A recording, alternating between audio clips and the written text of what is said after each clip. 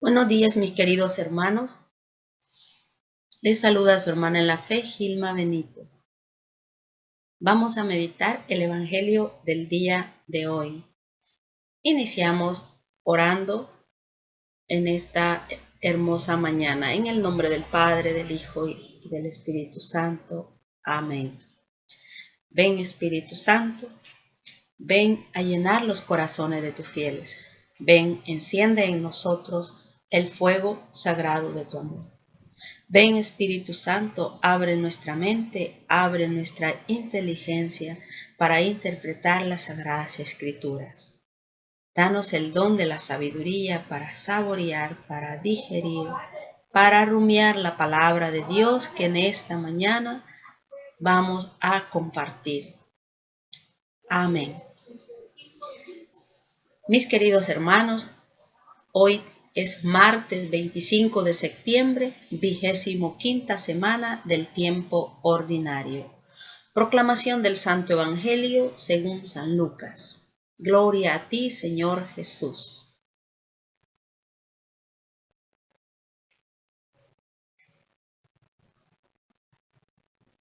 Se le presentaron su madre y sus hermanos, pero no podían llegar hasta él a causa de la gente. Le avisaron: tu madre y tus hermanos están ahí afuera y quieren verte. Pero él respondió: mi madre y mis hermanos son aquellos que oyen la palabra de Dios y la cumplen. Palabra del Señor. Gloria y honor a ti, Señor Jesús. Mi madre y mis hermanos son los que escuchan la palabra de Dios y la cumplen y la practican, la viven, nos dice el Evangelio del día de hoy. Pasamos a la meditación. Jesús, en el contexto histórico del texto evangélico, Jesús se encuentra en una casa en Cafarnaúm y ahí es donde llega su familia a buscarle. Su madre está con ellos. Podemos imaginar que su familia estaba preocupada, tenía miedo, porque ya Jesús se había hecho popular en toda la región de Galilea. Ya Jesús estaba dando señales de ser el profeta, de ser un gran profeta. Pero esto causaba enojo, esto causaba envidia en la comunidad judía.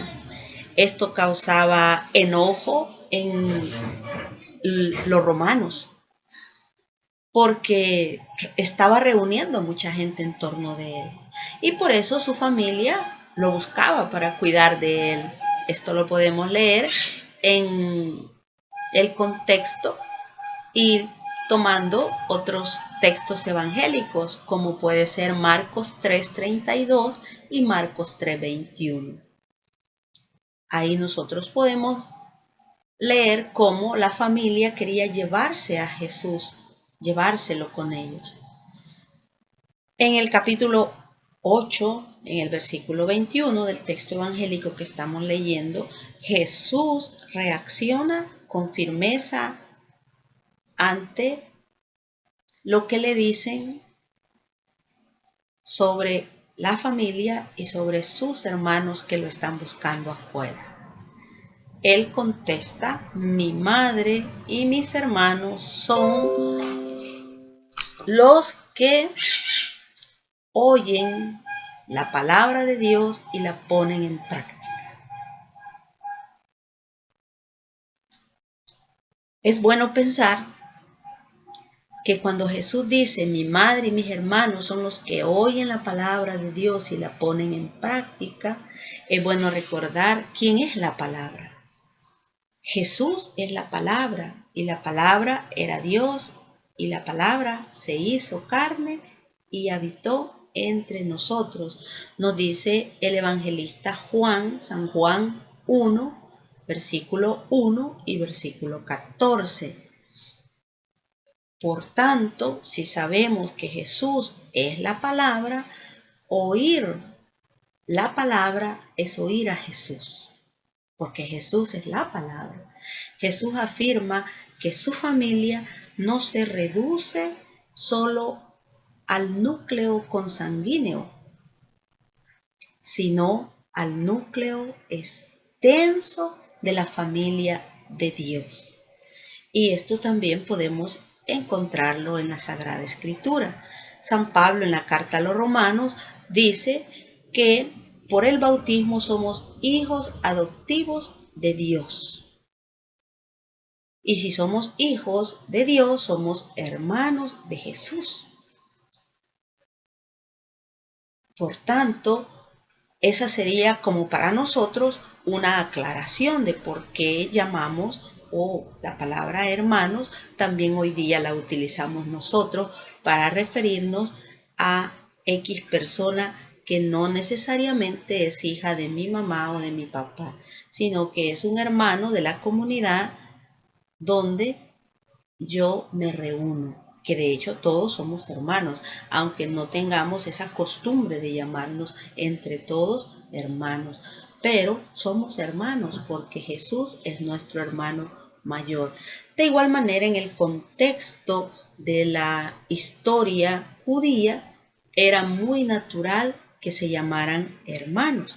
Eso era propio de ese tiempo por el lenguaje hebreo que utilizaban los judíos. La cultura hebrea era muy escasa en palabras, por tanto una palabra significaba varias cosas. Aunque el Evangelio haya sido escrito en griego, no pierde la naturalidad ni pierde el uso del lenguaje hebreo. La cultura de los hagiógrafos, la naturalidad de los escritores sagrados era su cultura, y ellos eran hebreos. Su cultura era hebrea. El lenguaje utilizado por ellos era hebreo, aunque la escritura haya sido dada en griego. Hermanos y hermanas de Jesús. Muchos toman esta y otra expresión para decir que Jesús tuvo más hermanos y hermanas, y por tanto decir que María pues tuvo más hijos. Sabemos que la palabra hermanos, según la cultura hebrea y aramea, es utilizada para designar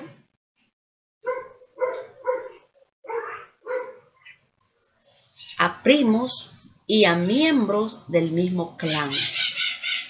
El Nuevo Testamento, ya decíamos, escrito en griego, pero sus autores eran de cultura hebrea, traducido al griego como adelfos, aunque en griego hay una palabra específica para referirse a primo, que es anexio, para decir primos. A pesar de eso, recordemos la cultura de nuestros escritores sagrados, hagiógrafos, es hebrea. Por tanto, para ellos utilizar adelfos solamente para hacer referencia a la palabra ahog en hebreo, que significa hermanos, tío, primo, esposa, novia, sobrino. Esa es la palabra usada en hebreo para referirse a todo tipo de parentesco. La Biblia nos enseña que en aquel tiempo y en aquellos idiomas la palabra hermano, AJ, o hermana, ahok en hebreo, y adelfos en griego no significaban solamente hermano de sangre. Era una palabra muy común y también usada para llamarle tío, primo, pariente. Y hay ejemplos bíblicos. Si nosotros leemos Génesis 12:5, vamos a encontrar que Aló, quien era sobrino de Abraham, nos lo dice Génesis 12:5, En Génesis 12:5 nos va a decir que era hermano, pero si leemos Génesis 13:8, allí dice que era tío de Abraham. Ahí nosotros lo podemos leer. Más específicamente, si queremos encontrarlo así como más literalmente, a Lot se le llama hermano de Abraham en Génesis 14:14, pero sabemos por la misma Biblia que era su sobrino. Si leemos Génesis 11, 26, 28. También a Jacob le llaman hermano de Labán, quien en realidad es su tío. Eso lo leemos en Génesis 29:15. De esa manera nosotros encontramos cómo esta palabra era usada para diferentes parentescos familiares. Igual manera hoy día nosotros nos llamamos hermanos y no somos hermanos de sangre, sino que somos hermanos espirituales, hermanos en la fe. La raíz de la interpretación es que hay muchos que se oponen a leer la Biblia en el contexto histórico. Nos quedamos solo literalmente con lo que la Biblia dice. No profundizamos en las raíces de la cultura hebrea y cómo fue utilizado en la cultura o en la escritura griega. Por eso nosotros necesitamos profundizar en todo este tipo de géneros literarios que nos ayudan a hacer una exégesis más adecuada de lo que nos quiere decir. Algunos hermanos que le asignan a Jesús o algunos hermanos o hijos que le asignan a la Santísima Virgen María lo toman de cuando en Marcos 6:1-3 le dice que no están ahí sus hermanos y menciona los nombres. Pero la misma Biblia especifica de quiénes eran hijos estas personas que en este texto dice que eran hermanos de Jesús. Si nosotros leemos Mateo 10:2-3, ahí dice que Santiago, hijo de Zebedeo, y Santiago, hijo de Alfeo. Los dos Santiagos, si cualquiera de esos dos Santiago es igual a Jacobo. Cualquiera de esos dos Santiagos, todos los dos tienen el nombre de su papá. Por tanto, no son hijos de José. Y el supuesto José que dicen que es hijo de María, o sea, hijo de José, es imposible tampoco que sea así, porque en el lenguaje judío no se acostumbra a tener juniors en las familias. A ningún hijo un padre judío le va a poner su nombre. Siempre le cambian con una letra, le agregan 2 letras más o qué sé yo, pero nunca le ponen el mismo nombre. Le agregan un apóstrofe para hacer la diferencia del nombre del papá.